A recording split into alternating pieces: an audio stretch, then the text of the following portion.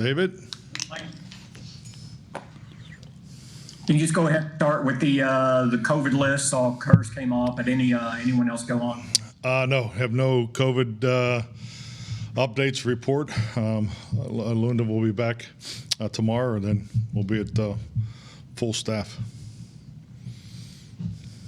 Mike, this being your first playoff appearance with this franchise, can you speak to the significance of that? Does it come in the play style and the culture you established to get here?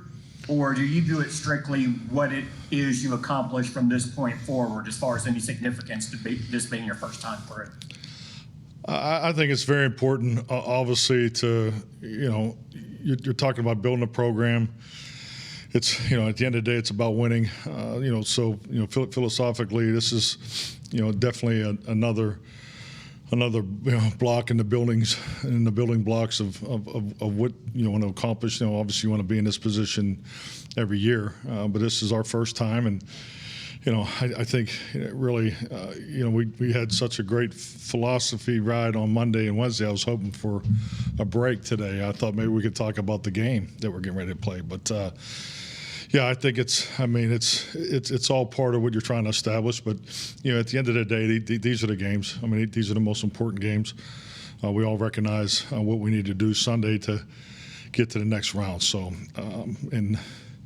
philosophically, it's definitely part of the climb.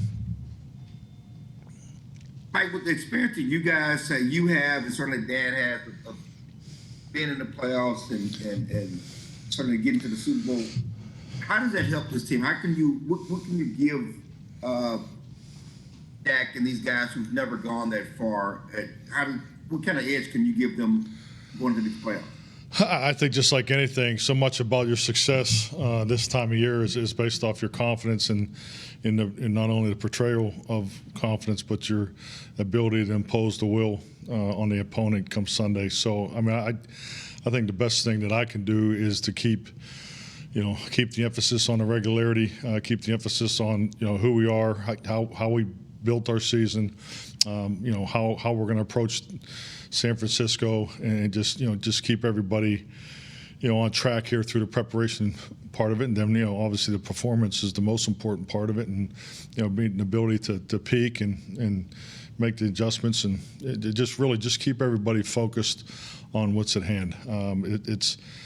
We don't need to, create a bunch of new plays or new defenses, or take a bunch of unnecessary risk. But we're definitely, the energy's been really good. I was very pleased with the focus and the energy yesterday at practice. I thought the quality of the video was definitely what you're looking for coming out of a Wednesday practice. We'll pad it up today, so we'll have the padded practice today, and so. It's just really keeping our eye on the ball and make sure we really do stay where our feet are and all those nice cliches, but more importantly, make sure those cliches are defined and emphasized and continuous throughout the week, and most importantly on Sunday. Mike, on that note of the energy, Demarcus Lawrence was telling us yesterday how he feels like, I think he said, the Lord sat him down earlier in the season and said it wasn't his time, but now it is his time, and he's just so grateful to be back with the playoff team. How have you seen his mentality, I guess, rise even more this week for the playoffs, and how do you see him appreciate being able to play after the time he missed? I enjoyed the perspective that he just gave you, because he's definitely exemplified that. He has been such a huge shot in the arm for our football team. Obviously we all respect and admire, D-Law for the way he plays and how good of a player he is. But I think just like all of us in life, I think when something is taken away from you momentarily and you have the opportunity to get it back, you just have such a higher appreciation for it. I think the things you took for granted, whether it's the meetings or the walkthroughs or the padded Thursday practice, just become so much more relevant, and I think he clearly exemplifies that.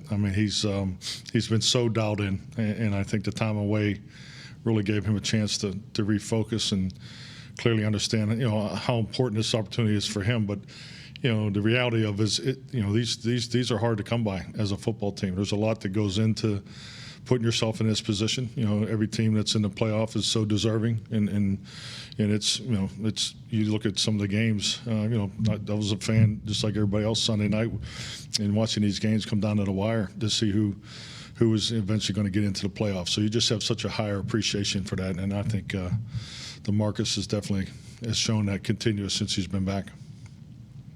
And on a lighter note, CBS will be simulcasting this game on Nickelodeon. As a father, what goes through your mind when you hear that? Is there Nickelodeon on at the McCarthy household? And Sean Payton got slimed after the win last year. Would you be willing to get slimed if y'all win? Will I be willing to get signed? Slimed. Oh, slimed. Okay, obviously I haven't been on Nickelodeon lately. So I don't even know what slimed is. Rich, you going to help me out here or what? No. All right. Well, hey, anything for the children. I'll just say that. So. Mike, we saw Tyron's name on the injury report with a knee as well. Is that something new or what somebody's been dealing with? And then with McEwen in the neck, did that pop up again? Yeah, I think it was just on a couple weeks ago. I just think those are things that they've been dealing with. But, you know, I have no reservations about either one of those guys. And then you told us in the end of the season you cut back practice time to make sure guys are fresh. When you get to the playoffs, do you keep that the same, or do you kind of add back in to what you maybe were doing earlier in the season? We added a little bit back in. I mean, there's just some things you just want to make sure that you cover, and it's more in the areas of fundamentals. So, but yeah, it's close. The time frames that we're operating in are very similar to our winter schedule, as I refer to it. So, but yeah, we have added some of the fundamental work back in just to make sure that the position coaches and, you know, and John Fossil, you know, we have a chance to just like anything, you can emphasize a number of things in meetings, but, you know, it's the most important part of our day is what we do at practice. So we'll be close to what you all have seen here in the last month. Mike, you said after the Philly game, video crew got wiped out with COVID. Are they back?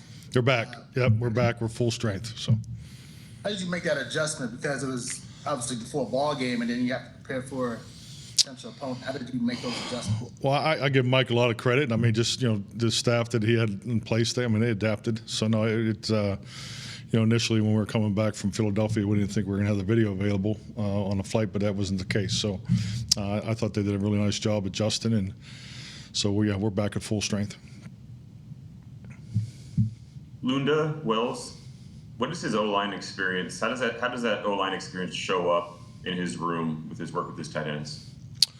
Well, I think when you look at the tight end, you know, job responsibility, you know, clearly O-line components are part of it. You know, obviously in a run game and the protections. So I mean, I think his experience definitely, and frankly the coach he had a chance to work with too, Mike Solari. I've known Mike since the mid '90s. He's as fine of a just coach, purely coach or O-line coach that, you know, especially for a young coach, to have an opportunity to work with someone, you know, with Mike's expertise. So, but you can see the experience that he's had and how he's carried it over, and, you know, obviously does an excellent job in the passing game too. But yeah, it's I would say his offensive line experience are really things you see in his fundamental teaching, the way he teaches the progression. I mean, he's extremely, extremely detailed, has great energy every day, and I think you know his tight ends would echo, you know, the impact that he's had on, you know, on their careers too. So it's a great room. I mean, those guys they put in all the extra work. They work almost like quarterbacks. You know, you see Dalton and those guys up here all the time. So social distancing, of course, but, you know, they're here, you know, doing the extra work. They're the last group that's out there for ball drills and so forth. So you just see a lot of the extra little things that he puts into his group, and it's definitely has paid off.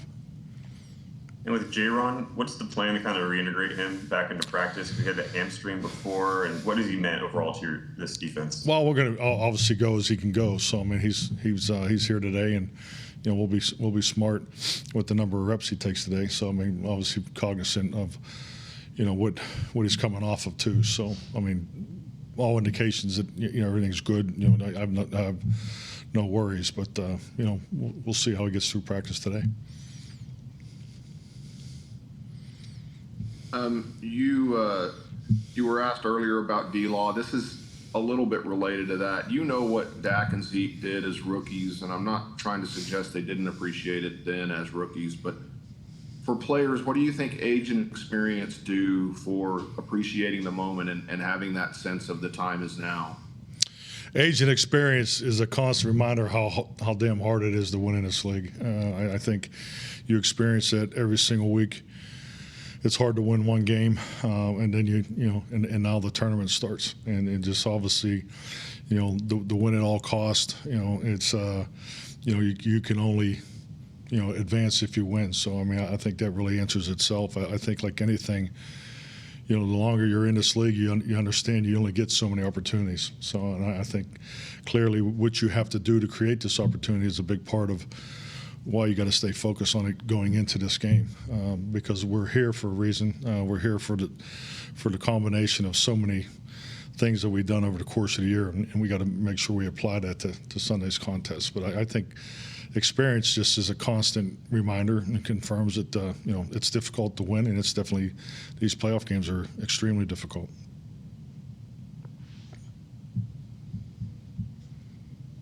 David? Sorry about that. Clarence asked you earlier about, what you can bring Dak and Zeke and those guys with your experience. Let me turn that around. What can Dak bring? What kind of asset is Dak as you see it going into this playoff run or attempt at a playoff run?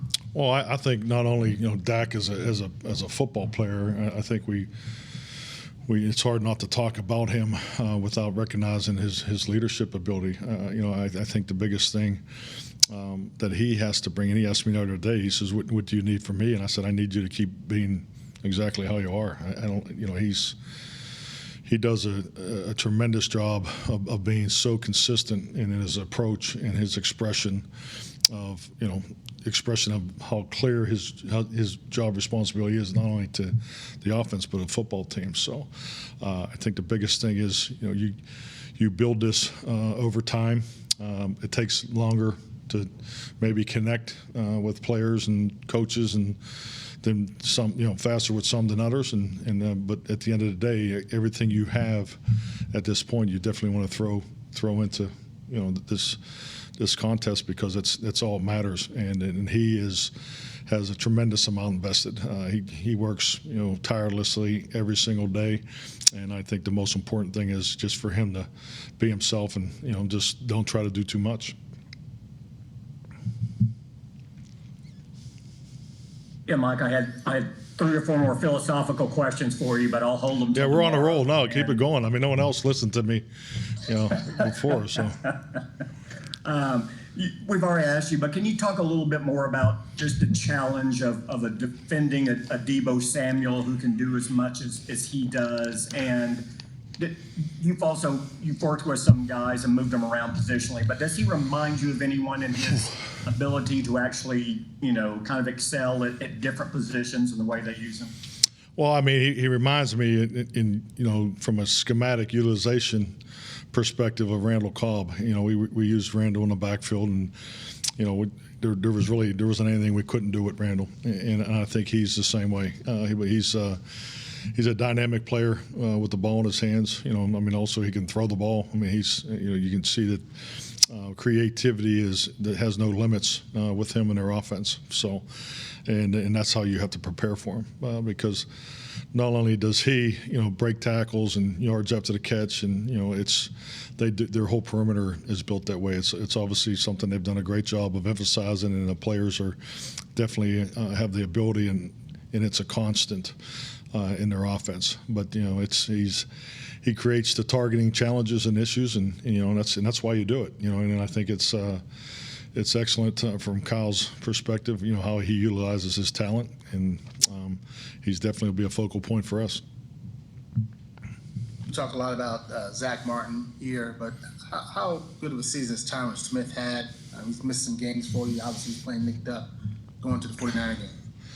Well, I'll just say this. I think it speaks volumes about Tyron when you see, when he is in there. It's just how it changes your game plan perspective and how you go about planning for your opponent. So, and that's probably about as big as a compliment you can give for your left tackle, because when your left tackle is a mainstay out there, it obviously gives you a chance to go in some different directions that you may not go if he wasn't out there. So, but yeah, I think, you know, obviously he's missed some games, but extremely consistent, extremely professional. I mean, tough as hell. I mean, obviously the physical part of it speaks for itself. But you know, we're definitely we're different on offense when he's in there. So it's great to have him back out there.